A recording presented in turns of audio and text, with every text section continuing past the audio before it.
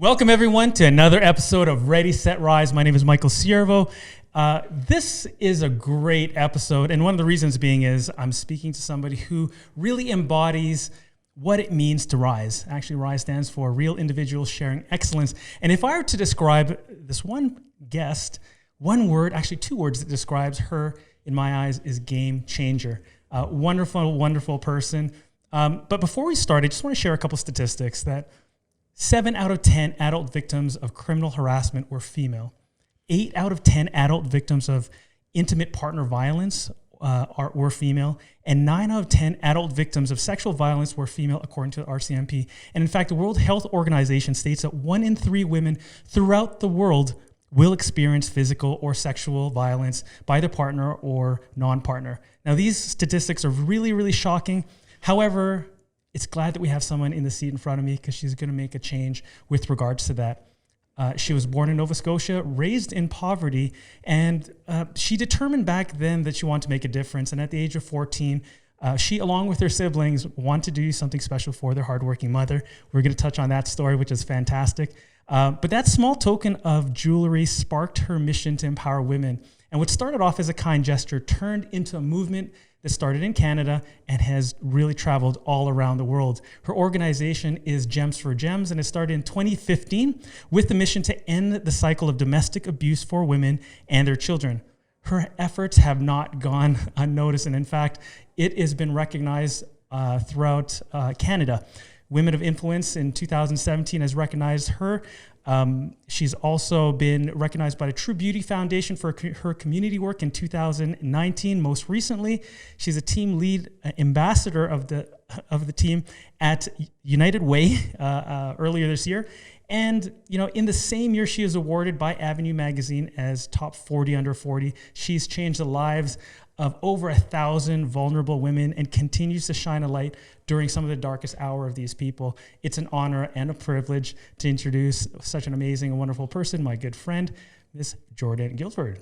Thank you so much for having me. It's my honor. No, thank you so much. And welcome to Ready, Set, Rise.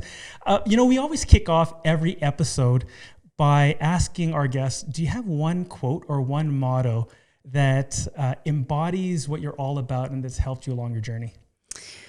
I think that it wouldn't be a shock to you that my typical motto is be the change you want to see in the world. But there's also another one that I have running through my head frequently, and that is when you know better, do better.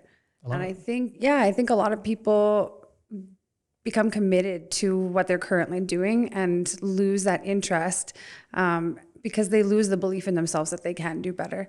But I think we all can and must. Right.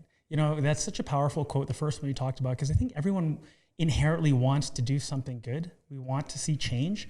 And if we're not part of the solution, we're part of the problem, right? So I think it's powerful, the fact that you use that as your mantra and your slogan moving forward in life. Now, let's just take a quick time machine. Let's go back in a time machine all the way back from when you were born. I was reading your bio, and it described your upbringing in terms of extreme poverty. And, sometimes when we look at us living here in North America, we think to ourselves, wow, how could that happen? We're in such a privileged country. So, walk us through your childhood. How did that happen? Or how was it growing up, and how did it shape you as the person you are today? It had a huge role in shaping me. I think privilege and lack of privilege shapes the person that you become as an adult. But I was born in Ontario, and when I was 8, we moved out to Nova Scotia. And very shortly after that, economically, things started to take a bad turn for my family. We had a little hobby farm, which was lovely. We had horses, sheep, and ducks. And that actually came in really handy because eventually it got to a point where we were using the meat that we got off of them to be able to keep us going. So my dad stayed in Toronto. My parents were still together until I was 17, but it was hard for my mom. Food, hot water, heat were often not available. Wow. Yeah, so it's possible in North America. But you know what? In Nova Scotia, the community spirit is so strong. I can't imagine a better place to have nothing. Wow. Yeah. It's interesting because you look at this kind of stuff and we take for granted water and electricity and heat. But when you're in that situation, you just appreciate life so much more, right? And then you could empathize or see other people who are going through similar type of situations, and you want to help. Yeah, it awakens a sensitivity, because you just know what it looks like, and that's actually a big reason why Gems for Gems began with the jewelry drive, because I had a different level of sensitivity to what I was seeing. I was looking at the children that are helped at Christmas time and thought it was fantastic what happens in Calgary here, because there's so many programs that Nova Scotia just doesn't have the resources to be able to do.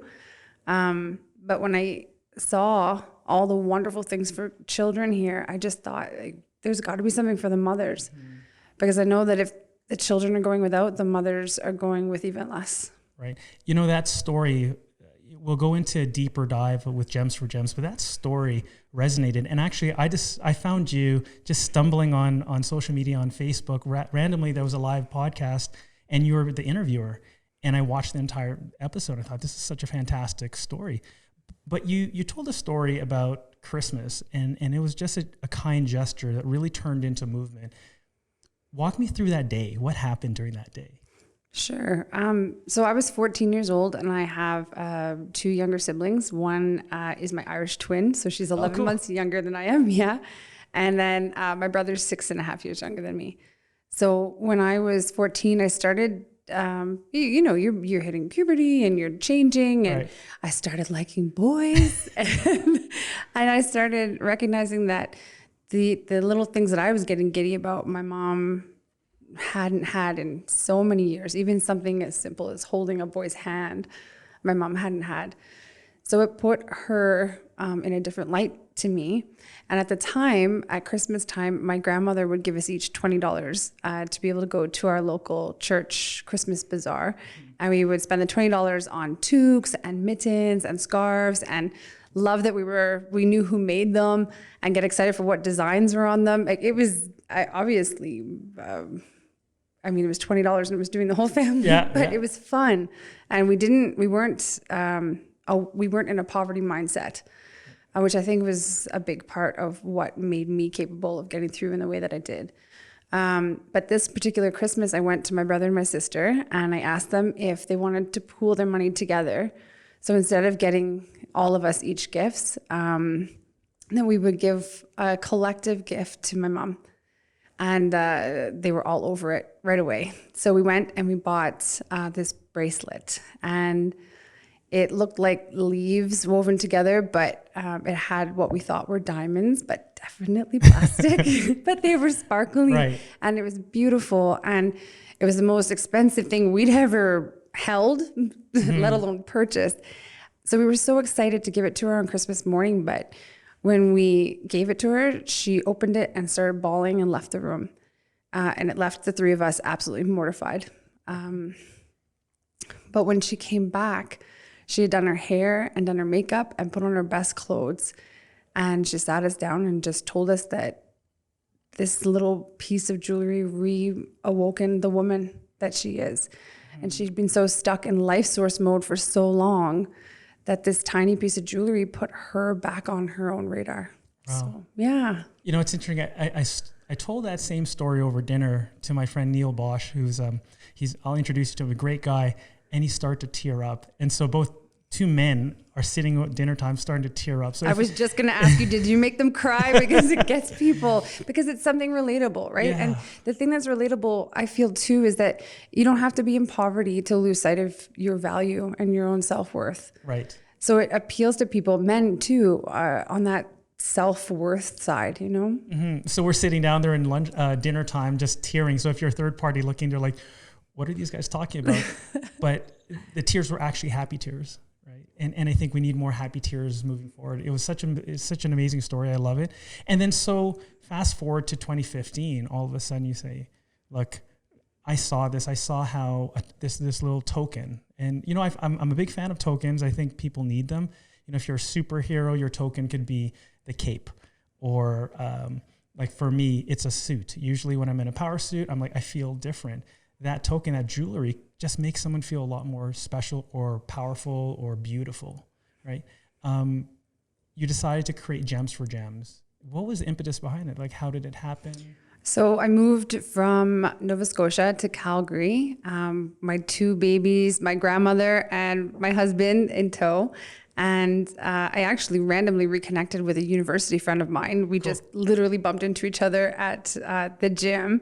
And she was like, Jordan, I have such a great group of friends. You need to come over. And it was heading up to Christmas. So she's like, I'm doing this fun Christmas gathering. I want you to come. So I said yes. Didn't know anyone else in Calgary. So I was like, yep, I need friends. Right. And anyway, so when we were there, all the ladies were talking about all the amazing programs for children at Christmas time here, which just blew me away because we like I said, we just don't have the resources back home to be able to do half of them. Right. But then I asked them, well, what is there for the mothers? And they all just stopped and looked at me like the thought had never occurred to them. And that's where the perspective comes from, right? Where if you refuse to be defined by your past, but can also take learning lessons and take the good parts of it, it can give you a totally different view of the world. So I told them the story that I just told you. Right. And there were a few tears. And I said, I would love to do that. And they were like, what? I was like, collect jewelry for as many women as I possibly could. And maybe even one of them will have the reaction that my mom had. Right. And so I left, and actually some of those women, one of them is on our board now. Okay, cool. Yeah. And some of those women rallied around me and started collecting with their friends. And our mandate was just gently use jewelry. And we would clean it. And the plan was to package it in packages of 3 to 5 items so that women could mix and match and they could feel put together, like entirely put together. So I had a goal of 25 packages, 3 to 5 items per package. And I had 3 weeks to be able to do it. Okay. So I was madly searching for a place that would just even let me collect because I didn't know anyone. Right. And finally, Orange Theory in Seton, Calgary, agreed. And we had, like I said, 3 weeks before Christmas. And in 3 weeks, we collected from this one location. There was only the Orange Theory and a liquor store. Mm-hmm. So it was like there was no traffic. Right. And they did enough to make 436 packages. Jeez. Yeah. So boom, just like that, almost all of Calgary and surrounding area was being given Christmas gifts on Christmas morning from the women of Calgary. And it was one of the best things I'd ever done. And I knew that I wanted to keep going. So we did. So how do you determine who is worthy? What's the criteria to get one of these gifts? So that's a great question. To me, anyone in need is worthy of this type of gift. But because Gems for Gems has specifically decided that our mission is to be able to end domestic abuse, and we can get into the tie-in afterwards, but I decided to work with shelters because I wanted to connect 2 major parts of my childhood, which was abuse and then the poverty, and be able to do what I could to be able to help women. Mm-hmm. What was the look on the first person? Do you remember this date? Who was the first person who received?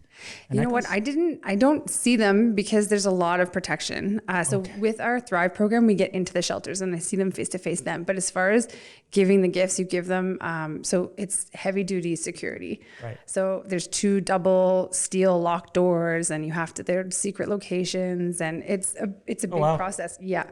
Which is great because that's the protection. But so I didn't see the women, but I got a lot of testimonials and the reactions were anything from crying right away because there's a note that goes with it. Oh. And yeah, I should have brought it here, but the note says, Merry Christmas. This is a gift prepared by Gems for Gems from the women of Canada.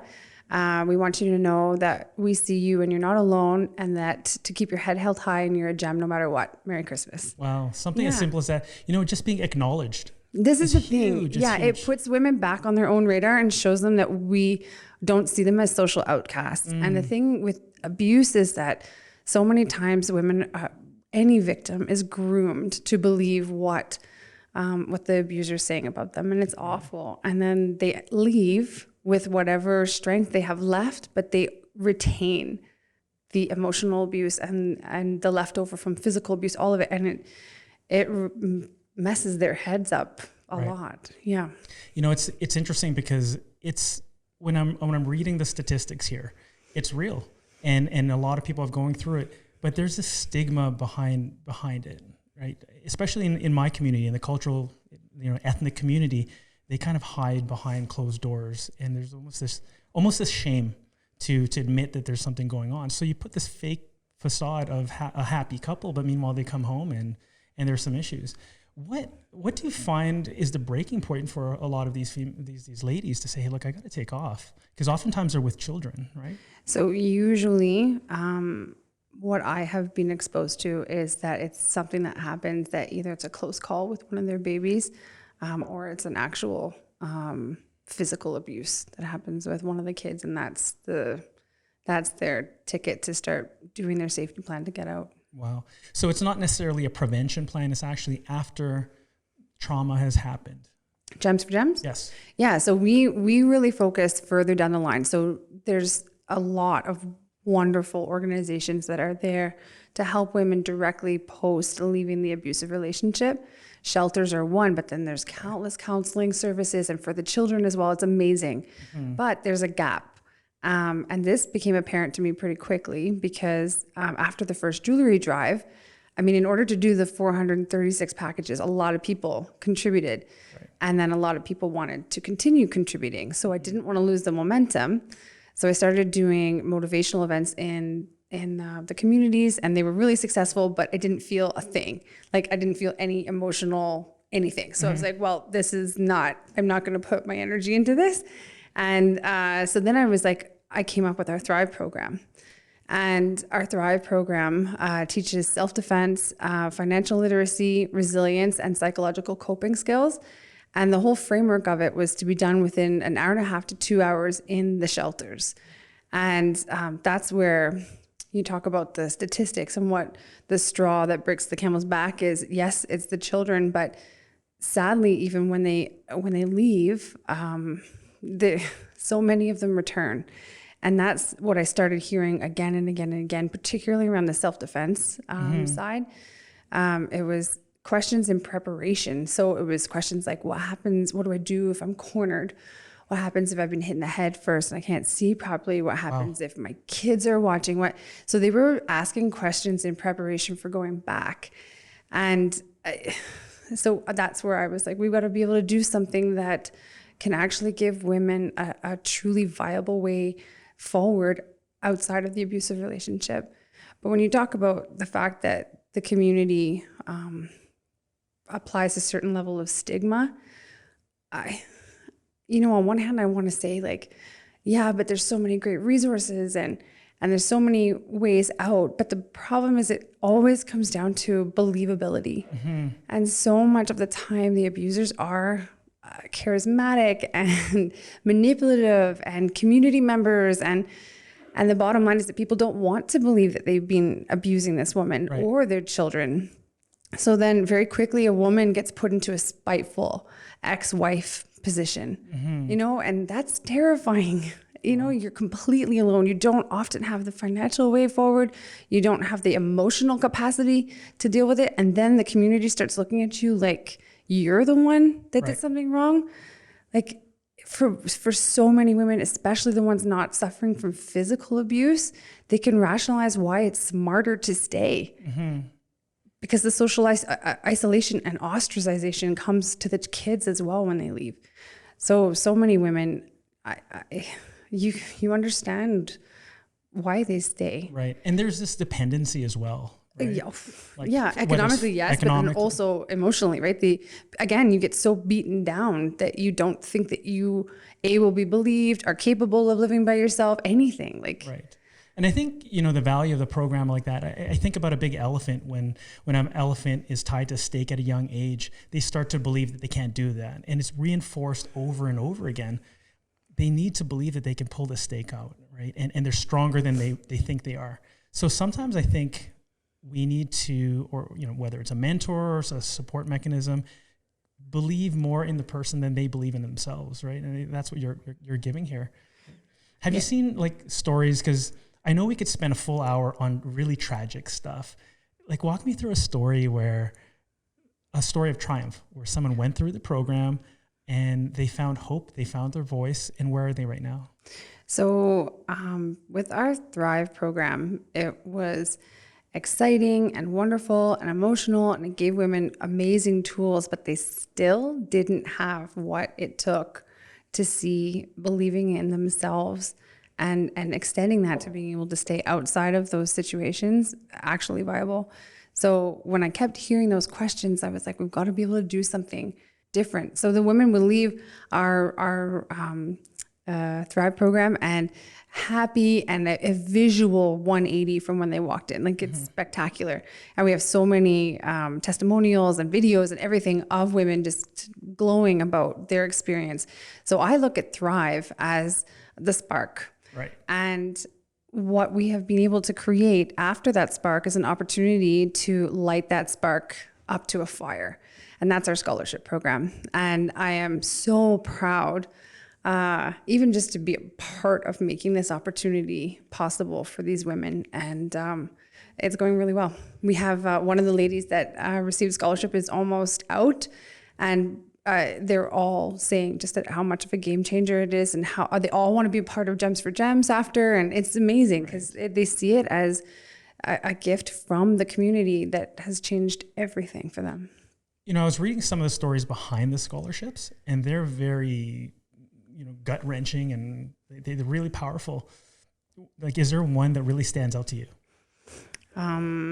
Yes, but there's not enough scholarship recipients that I can go into too many details, because it would be very easy to put it back to that lady. But the amount of resilience that all of them collectively has shown.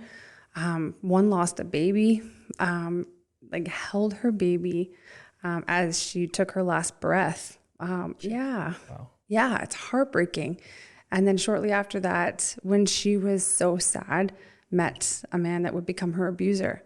I think the lesson in this is that we need to understand that people are human, and people constantly want love, and they want to feel safe and secure. And if an abuser makes them feel safe and secure in the beginning, that feels safe and secure. It feels like you are gravitationally pulled to this person.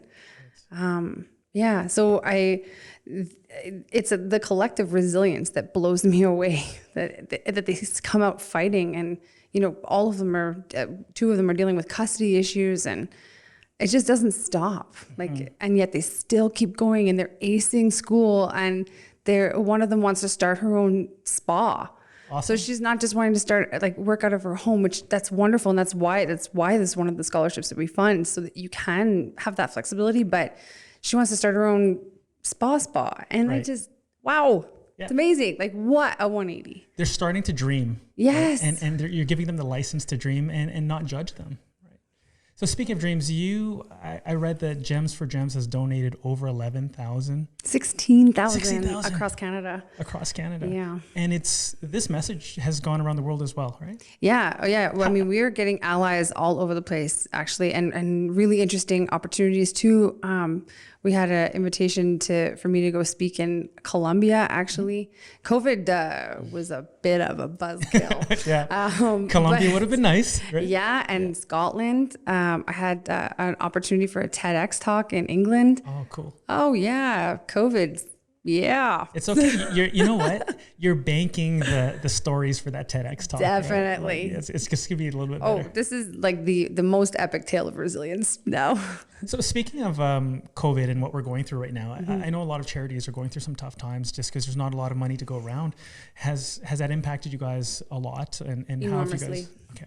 How have you pivoted in a different direction? What new innovations have come around? Well, I'm going to kind of tackle that from a few different angles. GEMS has always, right from the start, been a collaborative effort. So when people talk to me about, you listed off those awards.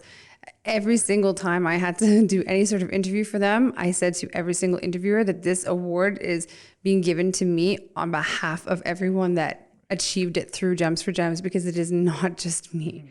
There are literally hundreds of thousands when you take the jewelry drive in consideration. And So the spirit of collaboration has literally been the heartbeat of Gems for Gems from conception. Right. And how we've pivoted is really leaning into that.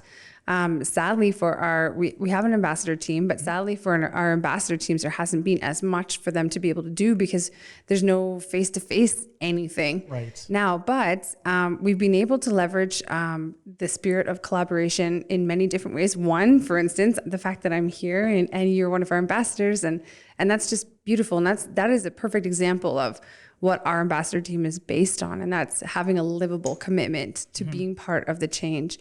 I've also shifted that spirit of collaboration into the sector as well, so the domestic abuse sector here in Calgary, and really leaned into the people who are like-minded. So an example of that is that we started a new event called Ignite, and that was fantastic. We had 2 of our celebrity ambassadors speak and kind of host it with me. We opened it up to anyone who wanted to attend, and there was 205 registrants. It was amazing. Yeah.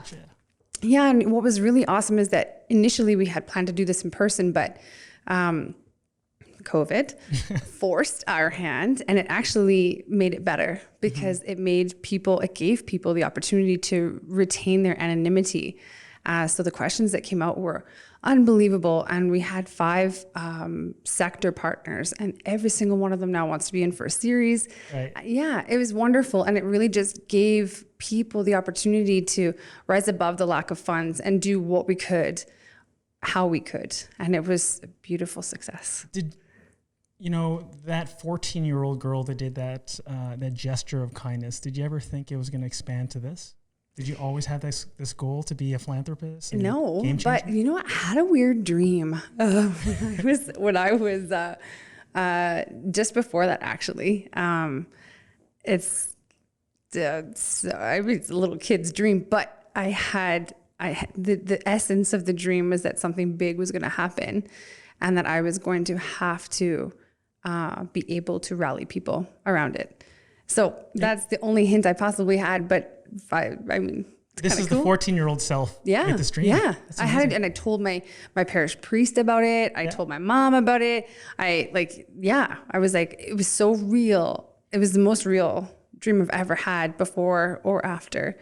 And yeah, I was just like, I think there might be something to that. And then poof, this happened. I certainly didn't see this happening from the jewelry drive, and then it just blew up. You know what's interesting is because although you're focusing on the mothers, there are kids there who are watching, and they might be inspired to do something similar, or just they're going to remember that someone was there for them when they're at their darkest hour. And you never know, you might be nurturing the next great leader out there.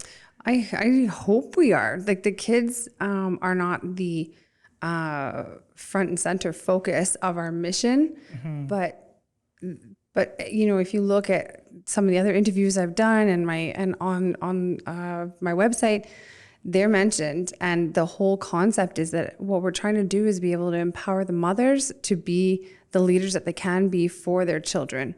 And so much of the time when anyone is in survival mode, you lose that leadership and you're just trying to get by.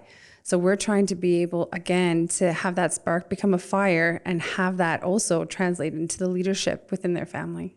You know, you launched in 2015, correct? Yes. So you launched in 2015. A year prior to you launching, there's a little girl up on stage, and she talks and she receives a Nobel Peace Prize, Malala Yousafzai. Yes, right? yes. And she, you know, I think she was a 14-year-old girl or 17-year-old. I think 14-year-old girl. She was 14. 14. Yeah. Mm-hmm. And she received it when she was 17.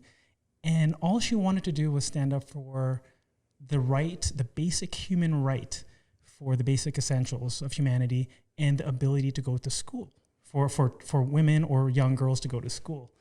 So a year before you launch your charity, she wins a Nobel Peace Prize. It tells me that, one, education is huge, right? And I think that your organization with the Thrive program is providing education as well. What is, in the grand scheme of things, how important is education to moving your message across? To me, it is everything. It's the actual tangible way of being able to create lasting change. And here's another one of the slogans that I live by is the whole fishing thing, right? You give a fish or teach to fish. Right. And to me, sustainable change that is what keeps me going. That is everything to me. Interesting. You know, this change to keep it going, I find that a lot of these women who have done amazing things have gone through trauma, right? A lot of them. You know, if you grew up privileged without any type of trauma, oftentimes you don't want to make a change because life is good. Again, it comes back to the perspective, right? You just don't know what you don't know. Exactly. And that's, again, too, why I also talk about when you know better, do better, because eventually there's some form of wake-up call. Right. And a lot of people shut the call off as opposed to answering to it. And I think it's so important to understand that you might only be able to do something small, but if everyone was doing something small, we would live in a different world. Absolutely. So do that small thing. Yeah. Do good. Yes. Do good when you can, where you can, how you can. Talk to me about your thoughts on just women leadership in general. Like we talked about Malala when she was, in 2014. There was a first, Benazir Bhutto was the first prime minister of Pakistan, of a Muslim country, right? And then Kamala Harris is the first, visible woman, actually first woman to get vice president title, the second highest office in the White House. Are you seeing this resurgence or this growth of women leaders around the world? Yeah, for sure. I think it's fantastic what's happening, and I think just like men, women fall on a wide spectrum. So sometimes I hate it when people are like, "Oh, she's stuck in her masculine," or "He's stuck." Why can't we just all have a balance of everything and have that be okay? And I think that you can be in a leadership role and have the ability to lead with strength and compassion. And you're not stuck in either. You might have to be in one for a while, but I think you're always influenced by the full spectrum within you.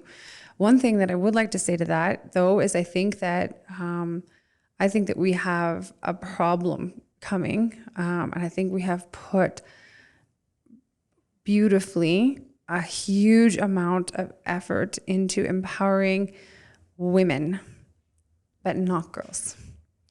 And we are seeing an enormous rise in what girls are allowing done to them sexually, how they're allowing boys to treat them, how boys are treating them. And we have, in my opinion, forgot to lead that generation, because this was the first generation that we could really make massive strides with adult women. And it's phenomenal. But my feeling is we have a big problem coming.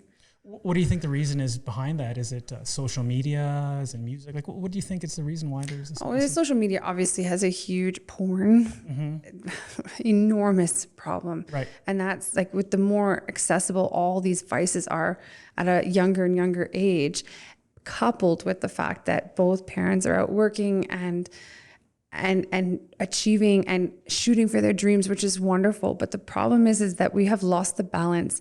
We shouldn't have babies with iPhones. Right. Yeah. You know what I mean? And we all will laugh about that and get it. And then mothers will go home and be like, no, like, I can't do this without the iPhone because I need to work. Right. And I get that struggle. I was so lucky. I had my babies back to back. So they really, they entertained themselves, which was a massive blessing. But it, again, perspective wise, gave me the opportunity to look objectively at what's happening. And I think we're in trouble, and I think we've really got to roll up our sleeves and start doing something about it. Right. Speaking of your babies, Lily and Gabe, right? Yeah. Is Lily the older one? Yes. Does Lily take care of Gabe? Yes, but Gaby is much more of the nurturer. Lily is a jump in both feet, and she's got her brother behind her. So she never worries about just living life. She is a life force. She is amazing. And then Gaby is this gentle, soft, loving, observant, kind boy that looks for anyone who's alone and looks to help constantly. They both want to work in charities. Oh, no way. Oh my gosh. Well, they've been raised in the center of this, right? So all they've known is giving for their entire existence. let's say we fast forward 20 years from now. Yeah. And Lillian and Gabe are introducing you to their future spouse. What do you think how do you think they're going to describe you to their future spouse? Oh, you're going to make me cry. This is my soft spot. Okay. You know, one of the difficult, I'm going to answer your question, but I'm going to say something first. People ask me all the time how you have the energy to do this. And one of the biggest drivers for me is that I don't know how long I have. And I want that when I pop off, whenever it is, that I've left something that my kids can look at and learn from and aim to do better than. I want to have set a living example of what it is to be the change and to leave the world a better place. So I hope that when they speak about me to the person that they love, that they do so with admiration and understanding that no matter where I fell short, that I was always trying and am always trying to do my absolute best. And I think that's all you can ask from for anybody. You know, I think you're doing a great job, and I think kids need mentorship. And, you know, I was fortunate enough that I had great parents around me. My father and I were not always on the same terms. We would argue every once in a while, but I wrote a post recently and I said, a parent's life is a child's guidebook, right? They're going to look at your life and your struggles. And it's funny because I used to tell myself, you know, I was born here. My parents were born in the Philippines. I ate this food. They ate that food. Our value system is different. And now that I'm in my 40s, I start to think, you know what? All this stuff that they were going through, I went through it as well. And I saw how they handled it. And I saw the strength that they gave. Do you think children of the world today are lacking that mentorship? Fully. Right. But do you think this pandemic might be an opportunity for them to be closer just because we're home now? I think that it depends on how far it has gone, and it's on a kid by kid basis. So I think teenagers, it's really hard once they've gone far enough out to reel them back in until they become adults. And then once they become adults, now it's a bigger change that they're going to have to try to make, you know. But I think as far as little ones go, what I'm seeing is that a lot of women that I know are choosing to stay home now. So I hope that we don't revert back and take our women off our boards, out of the leadership roles and everything, because when it comes down to it, usually there's nothing more important to a mother than her babies. And that's certainly the case with me. And I think it's certainly the case with most women. And when you see your kids struggling during this pandemic, it is right in your face how much they might need you. And yeah, so then it's, do you answer that call or do you try to find the balance, which is a constantly moving target. So it's interesting. There was an article that came out in CBC and they talked about how women tend to be the most vulnerable during this pandemic because they're the ones that usually take a step back. And on a savings perspective, you talked about Thrive, how it talks about saving and financial literacy and all that other stuff. If you have a child, you tend to be working less in the workforce. Your longevity, you tend to live a lot longer than men. And so there's so many different risks that women go through that men will never understand. Of course, I'll never have a child, give birth to a child. So there's so many different things that we may never go through. What advice do you give mothers raising their kids right now on how to become better mothers?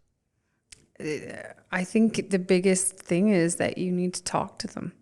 You need to find a way to make yourself a safe place for them to talk to you.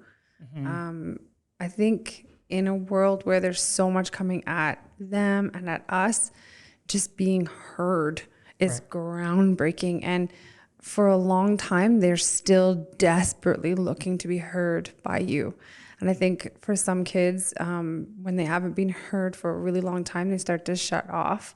But for the most part, I believe that kids they have a, again, gravitational pull to their parents. They want their approval. They want their love. They want to be heard. They want to feel interesting to them. And I think when they're little kids, sometimes you're just straight up not interested. You know, you're not interested in exactly why that stick figure dog has 5 legs instead of 4. And you know, so sometimes I think it's about understanding what you're giving off to them more than trying to be authentic about, well, I'm not interested in that. Well, it doesn't really matter if you're not interested. What matters right now is that he thinks his dog's going to run faster. And, right. You know, and you have to give that attention. Even when it doesn't feel maybe authentic to you in the moment, you have to understand that is what they need. And that's a building block for them. You know, you have a great message overall just on how to raise children, on the importance of young kids growing up with mentorship, as well as empowering women who've gone through trauma. So it's a fantastic message. I love the message. In a world where social media, that's where most people get their information. Like, I don't even read the newspaper anymore. Like, I just go through social media, which may not be the best thing. But in a world where that is the medium where most people get their information, how do you leverage that? Because I know that maybe we could segue into the film festival and the Academy Awards. And what I'm trying to get at is, how do you get more influencers to start talking about a great message versus here's my TikTok dance, right? Which and my dog talking, yeah, which I love. Yeah. It's with great difficulty. So again, I'm going to kind of divide that answer into 2. For starters, you're not alone. Obviously, so many people just open Facebook or open Instagram and they just download whatever's on the go. You're not alone. Yeah. But my general rule is that if it doesn't feel good, it probably isn't good. Mm-hmm. So be sensitive to yourself and be tuned in to yourself. If you are watching a lot and you are feeling down, stop. Yeah. Take a break. You know, and that's something that I think a lot of people, you know, we talk about FOMO, right? Yeah, and I think it's so legitimate. People are so afraid of missing something, and the bottom line is, even if you wanted to miss it, you couldn't miss it because it comes at you from yeah.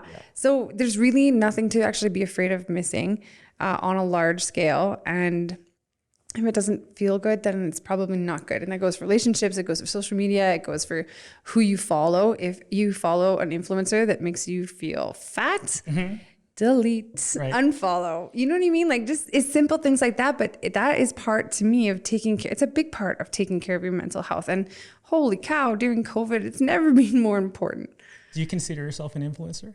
I think in some circles I am. And what I really want, and you know, when you and I were speaking earlier about my story and how it's not really out there, it has been so important to me that Gems is the influencer. Right. It has been critical to me because, again, if I pop off tomorrow, I want Gems to continue. Right. That's a legacy. Yeah. And if it's not just about part of me living on, it's about that change living on and that movement living on, because I believe with every fiber of my being that it's critical for Gems to grow and to reach the heights that it can, because the need is there. You know, speaking of being an influencer, you've influenced me, I would say 5 months ago. So 5 months ago, I saw you being interviewed and they asked you, how do you stay positive? And you said, you just don't scroll. Yeah. Right. And so I've controlled my scrolling significantly. Good. And I had to give you kudos because that was your advice. And I think it was an interview that you did maybe at the beginning of the pandemic when it first started happening. Because it was at that time, the world felt like it was going to fall apart. And everything that we were hearing was doom and gloom. And so much of it still is. And that kind of goes back to what I was saying. Like, it's not feeling good for anyone. Right. So stop. Yeah. Are you a half glass full kind of person? Yes. Right? Always. Good. Always. Where do you see the world in the next 5 years? Oh boy. You told me you were going to try to stump me. I think that the world is in a massive transition right now. And I more than I think, I hope that the best sides of people will be pulled out. Right now, people are so afraid, and scared people it's not a good look on humanity. Right. So I'm hoping that some form of leveling out happens in some way, shape, and form to let people get their feet under them again and let them remember who they are, Right. and bring out the best in them rather than the worst. You know, what's one thing, you've gone on this long journey, what's one thing that you wish someone told you before you started this about starting a charity? Because it's a very noble cause. I've wanted to start a charity myself. I just never had the confidence to do it. But so you started this charity, you're 5 years in. What's one thing you say, I wish someone just told me before I started this charity that I should have thought of this? I have a weird answer to that question. I did not try to start a charity. Okay. That's my answer. So people instead, they saw what I was doing, and people came out of the woodwork warning me about this, warning me about I'm entering into the world of no's and all of that. And maybe because I just had an unbridled passion for what I was doing, and I wasn't asking people for their firstborn. I was asking them to just do what they could do. And I wasn't putting a label on what they could do. Right. I was saying what I'm doing and extending the invitation to join me. And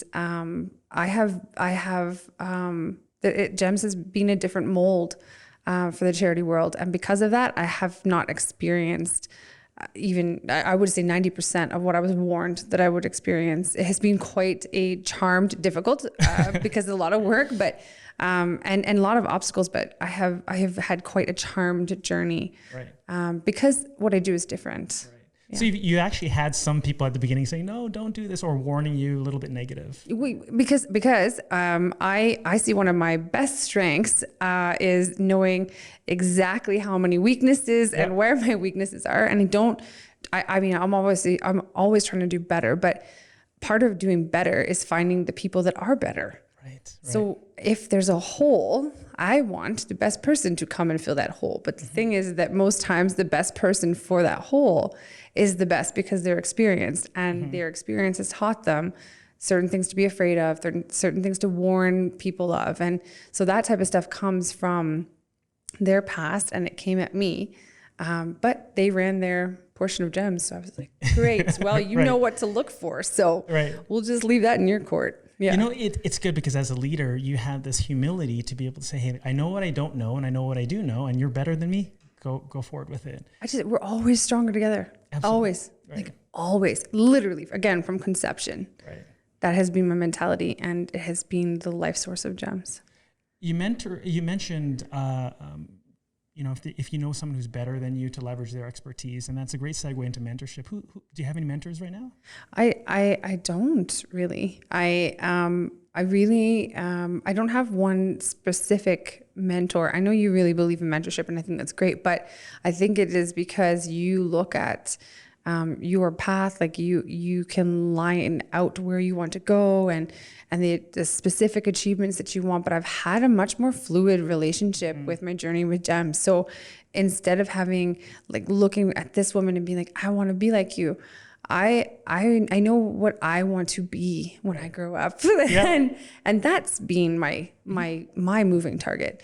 And so many wonderful people have been drawn to the mission of GEMS for GEMS, and as they come along, more holes in GEMS and myself are exposed, and they filled them. Right. So it has been a different, more fluid experience. You mentioned something about moving targets, which reminds me of somebody who I completely admire, Matthew McConaughey. Yeah. Oh my gosh. I completely admire him. Man. But he said, someone asked him, who do you look up to? And his response was brilliant. And it's actually the same response I said. I look up to me 10 years from now, right? So if I'm going to do something, I ask myself, what would my, 50, I don't want to say my age, my 50 something, what would my 50 something year old say if I were to do this? And so in fact, my real mentor is me. It's the person who I really want to be. I completely agree with that. One of another checkpoint that I have for myself is every decision I make, I want to handle every situation I'm in, every decision I make, I want to handle with grace, and I want to be proud of how I handled it afterwards. So you talk about humility. I think something that holds a lot of people back is that it chokes them to even think about having to apologize to someone, especially after there's been some sort of altercation. I have never had that affliction. I am aware that I am a very flawed human, and I will make lots of mistakes, and I have the confidence to go out and try new things because I'm not afraid of making mistakes. Like, I have no connection with failure and mistakes. It is just, I need to revamp that and try it again. And maybe that's stupidity, but it has helped me enormously. And so I think I have been lifted up by a community of mentors who have just filled in so organically around me. You know, I find that some of the most successful people who've gone on this journey, similar to what you've gone through, or the game changer journey, has a supportive group around them. So I just want to show you something, and just tell me what you feel about this person.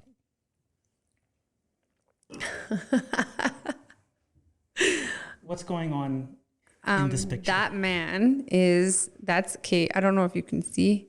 Oh, we'll show it. Okay. That is my spectacular husband, who, like, this gets me going. He's the center of everything to me. And he is the original gem that the entire organization has been built off of, because he, what he signed up for with that's not, I wasn't 18 there, but when we first met, I was 18 years old, and I had just come out of hell, and then I went into hell again, and he stood by me every single step of the way. And when I came out of hell, all I wanted was peace. And he signed up as a 23-year-old man, boy, you know, it's that sketchy age where men like to see themselves as men, but they're more boys. Right. But he signed up with this girl who wanted to be a stay-at-home mom and just have a quiet, peaceful life, because it was the opposite to what I had experienced on my own. And then we came out to Calgary, and I was so set to raise our babies and all that. And then GEMS happened.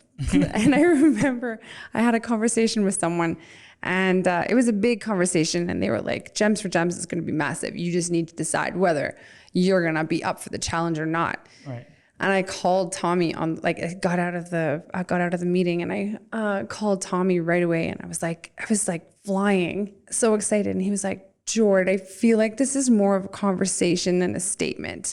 And I was like, nope, it's GEMS. I'm obviously going with it. Right. So, and he just was like, anyway, I got home and we chatted about it, and he's been on board, and he has been my rock. He has filled in with GEMS anywhere that I needed him to be. He has echoed why my mission warrants me being out of the house as much as I am to our kids, and has really fostered that love and excitement and ownership of GEMS with the kids too. And Tommy is the world.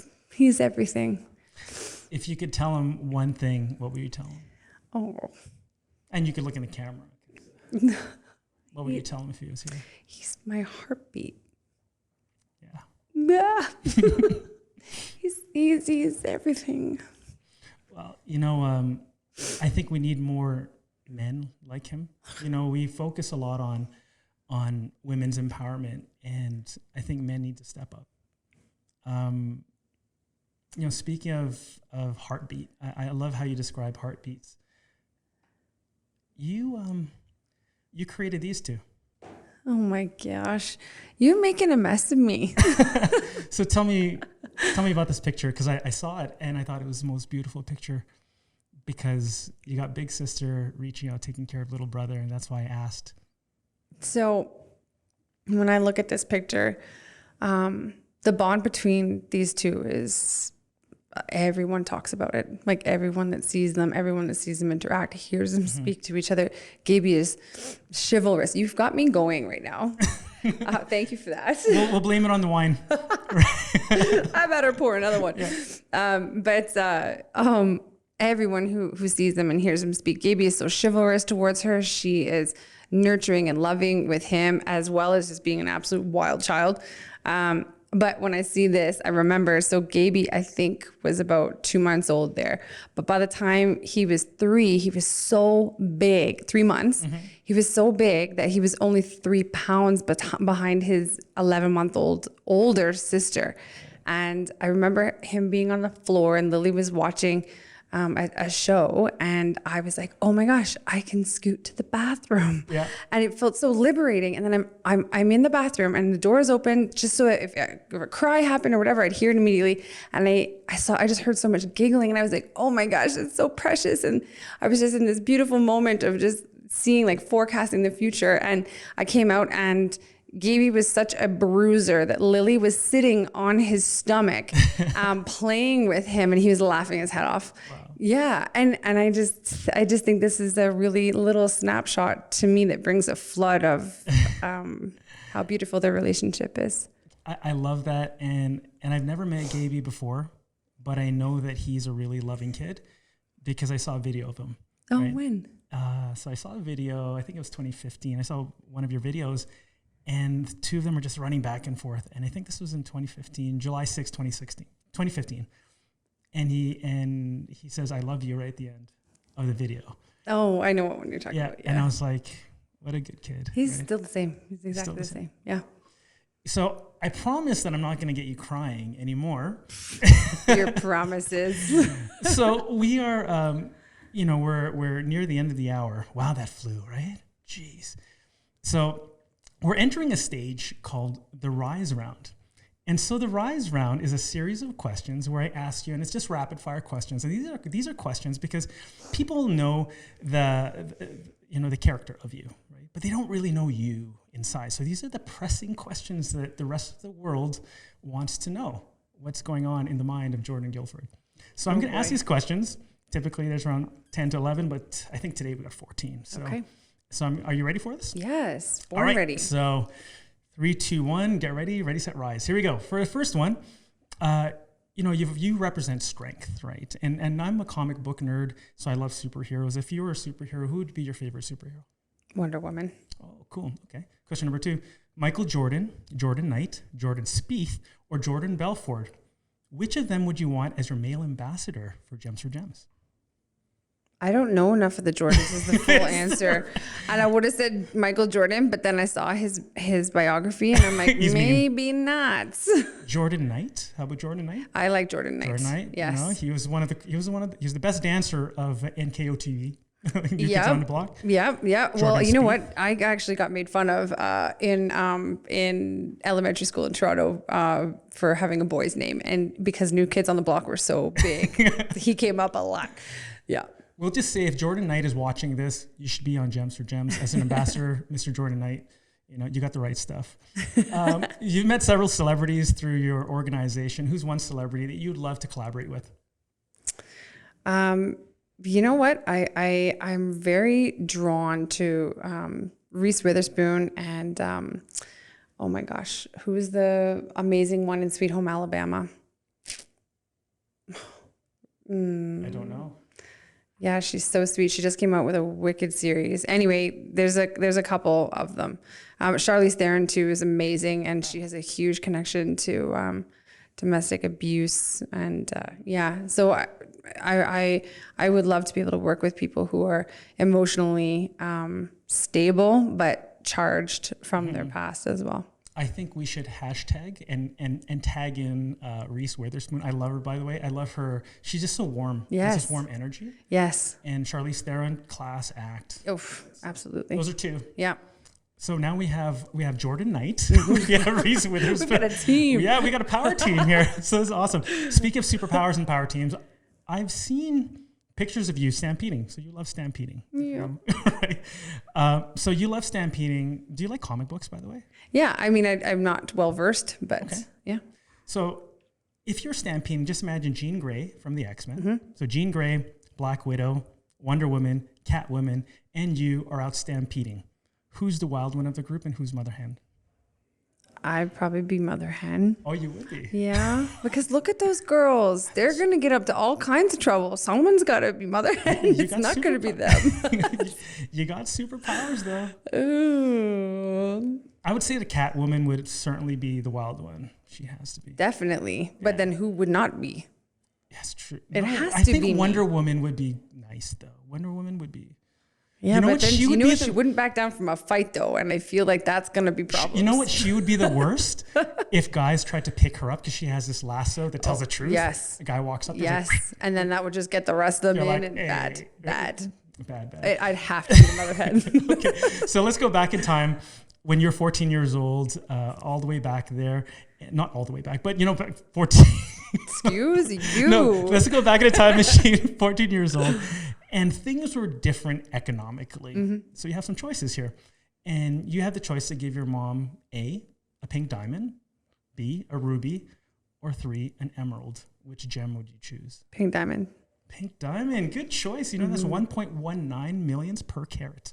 Oh, well. Look at things would have to be very, very different. But I know that the focus of a pink diamond is love and loyalty and that type of stuff. So I think that would. I was impressed by the sunrise ruby, which is 1.18 million per carat, and the emeralds, which is 305,000 per carat. Emeralds are beautiful. I also actually really love sapphires and their significance as well. So I was raised in Toronto. One of the things we used to do in Toronto were house parties. We'd have big basement parties. That was a big thing for us. So you're from Nova Scotia, correct? So in Nova Scotia, there's a celebration. It's called the Sealed. So anyways, it's a kitchen party. So I butchered it. It's CEILIDH. Oh, a Kaylee. Is that? Yeah, I know. And I understand it. Butchered that. That's okay. So me from Toronto. So the Kaylee celebration, songs, stories, and dance. It's a kitchen party on Saturday night. And that's kind of how it is. Music is a very integral part of the fabric of Nova Scotia. So what is the best memory of one of these Kayleys that you've ever had? Because they sound like a lot of fun. Yeah, you know what the best thing about how Nova Scotia parties is that it is so based in happiness. Yes. It's like, drinking out there is a bit of a recreational sport. So it can get really sloppy, but it's very, very rarely intense. It's and everyone looks out for each other, if someone's done way too much, then there's people like making sure that they're taken care of. And I just think from like the overall thing is the sense of community that it doesn't matter how much you mess up or how ugly it gets, because you're always rallied around. Gems for Gems should have a Kaylee. Oh my word. We should have it. Just bring it back. Once COVID's over, I'll host it. So apparently, sticking with Nova Scotia, 50,000 tons of lobster is hauled from Nova Scotia every single year.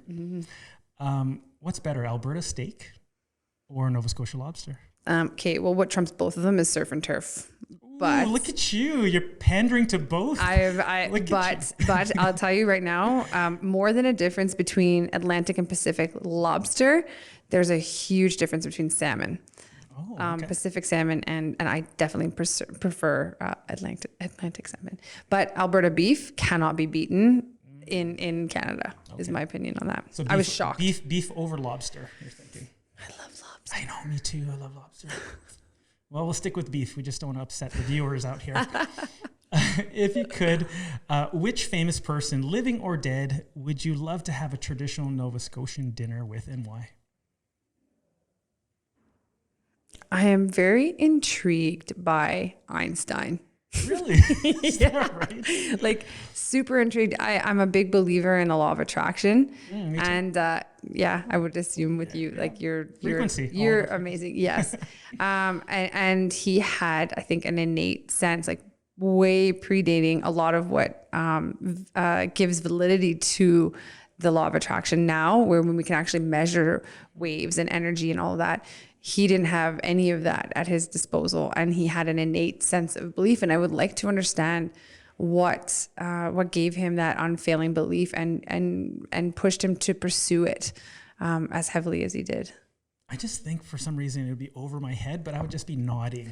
I mean, like here and taking notes. Here you go. But he's an interesting character. Yeah. You're a master of collaboration. You talked about delegating and you have this intellectual humility about you.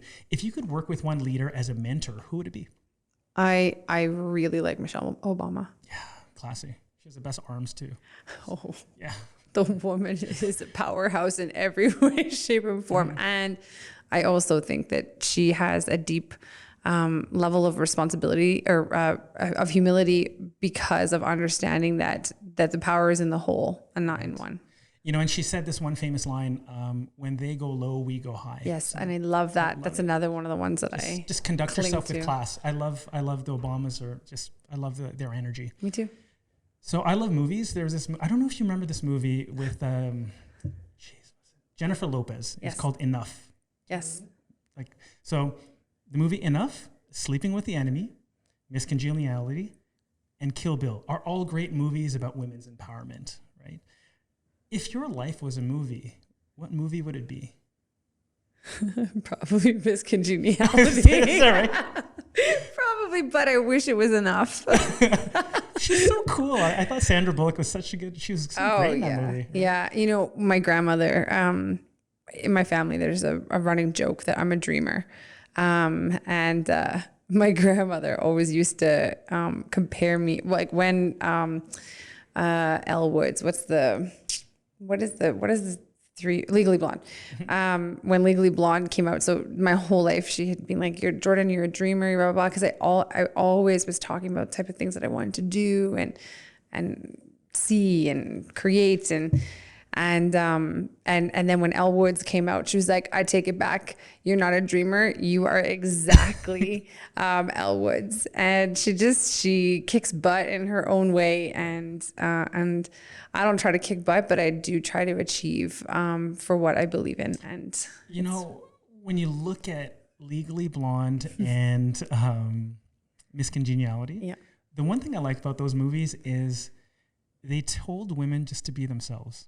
And they said, look, you don't need to be this image. You know, you want to snort when you laugh, go ahead and do it. Like, just be you. Yeah. And that goes back to one of the comments you mentioned just about authenticity. Mm-hmm. So I love that. I think, one more thing with that. I just think that especially women are predisposed to believing that that someone else knows better than they do. And we need to shift that. We will. Mm-hmm. Aside from your husband, and of course your favorite podcast host in front of you, name one man who you believe is doing an amazing job for women around the world. You know, one of the reasons why I don't watch the news as much as maybe a lot of people feel that I should is because my belief is that I'm not going to go to Africa right now and affect change there right now. I'm just not. I am not. I know I am not. I am here. I am raising my babies. I am doing this. So my focus has always been on creating a change right here, right now, with the belief that if everyone did that, again, we would live in a very different world. So I would actually like to say there's two men that come up for me, Brian Foster, who was our first board chair, and Dave Sweet, who I think... So Brian Foster used to be the ED of Operation Eyesight, and then he came to GEMS, and he's the reason why we were able to get off the ground in the first place without losing our charity status and everything, because he guided me, he bubble wrapped me often. Awesome. And because he knew what he was talking about, I knew I could be free, and he would wrist slap when I was getting too close to the right. to the edge. And then Dave Sweet, he's a homicide detective, and I think he said that in his time he's seen over 700 bodies. And he came to GEMS because he wanted to be part of the solution as opposed to constantly being on the other end of it. But the grace that he works with the families with when they've lost someone is beautiful. The grace that he brings to GEMS is beautiful. He is always there. Anytime I call him, always will make time for me, always makes time for GEMS. And I think it's about empowering the people to be able to know that making a change right in front of them matters, and that spreads. It's awesome. You know, on behalf of all the men out there, it's great that we have men like that representing us. Yes. Why do you think people are not, chasing after their dreams right now? Fear. Like you talked about that as far as you wanting to start a charity and not having the confidence. Yeah. What the heck does that even mean? Yeah. Do you know what I mean? Like I think a lot of times people look at their dreams and think that they have to achieve it on their own. And oh my gosh, if I thought that for a second, I would never have done any of this. I just didn't think about that. It was just like, oh, this is where I want to go. How the heck do I get there? Well, I don't know that. I don't know that. They do.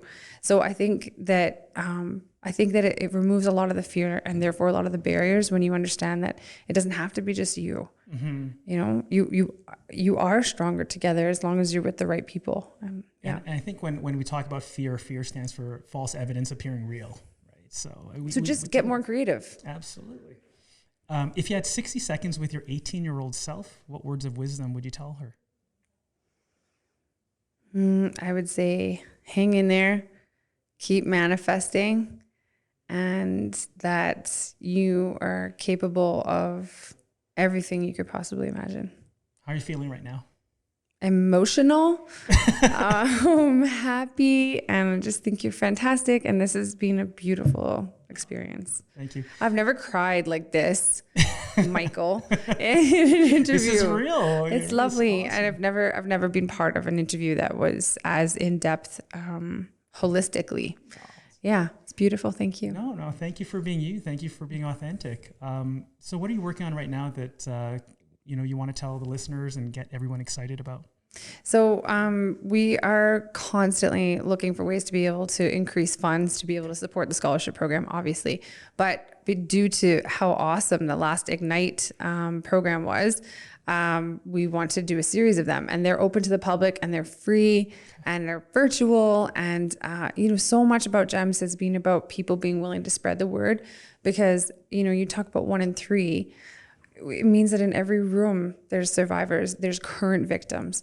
And I think GEMS has given a really lovely way for people to be able to positively focus and incorporate the topic of domestic abuse without polarizing men and without being accusatory or anything like that. It's given people an opportunity to be involved in something without saying, yeah, hey, I'm a victim and I need help, or without having to answer to the why is it always focused on women, blah, blah, blah. It gives people, it's unifying.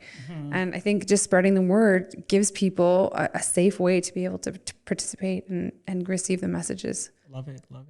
How can people follow you? How can they connect with you?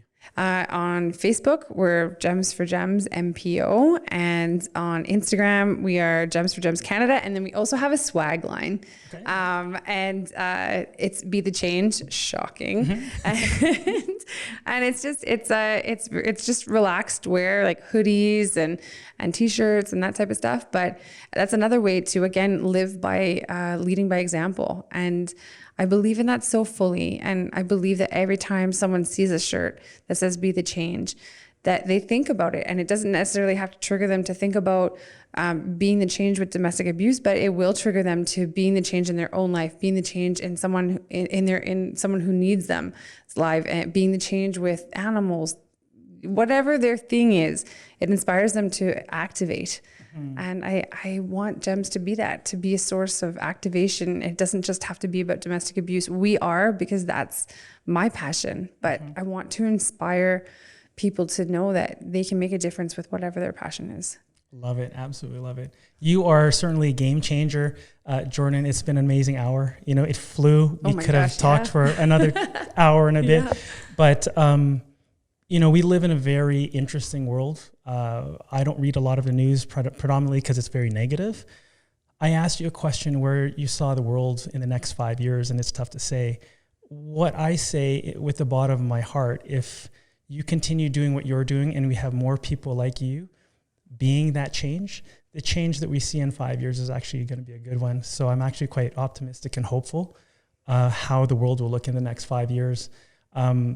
Thank you so much for sharing your message. Thank you so much for being the light that we need in a dark time. Thank you for being that change. And whatever support we can do, absolutely let us know. Thank you. And if you're watching this, if you liked what you heard, please connect with Jordan, be the change, be that person you want to impact the world. Find your calling, right? And forget about the fear. do what Jordan did, and she just went after it, and she is going to be that change. The really cool thing is you can do that while you're wearing some really cool swag. So absolutely, it's going to help a great cause. So if you like what you heard, we're trying to create a community here at Ready, Set, Rise of empowering people with amazing stories. And I think what Jordan really talked about was just collaboration, right? It takes a community or a tribe to raise a child, and the child that we're raising is the world, right? And we want to raise a really good world moving forward. So Jordan, thank you so much for your time. Everybody, like, subscribe, comment. If there's something you loved about this episode, please let us know. And again, be kind to yourselves, be kind to others, and be that change. Take care.